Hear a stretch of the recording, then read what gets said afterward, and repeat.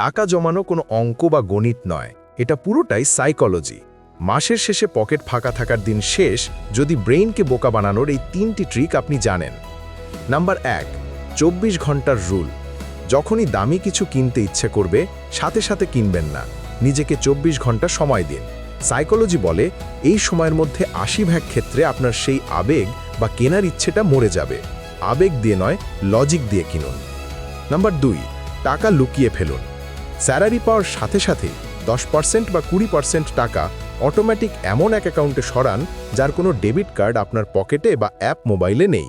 মনে রাখবেন, যা চোখে দেখা যায় না তা খরচও হয় না। নাম্বার 3, টাকার গায়ে নাম দিন। সেভিংসকে শুধু টাকা না ভেবে নাম দিন ভ্রমণ ফান্ড বা স্বপ্নের ল্যাপটপ। আমাদের ব্রেন যখন টাকার বদলে পুরস্কার দেখতে পায় তখন সে খরচ করতে বাধা দেয়। টাকা জমানো কঠিন না, শুধু শুরু করাটাই কঠিন।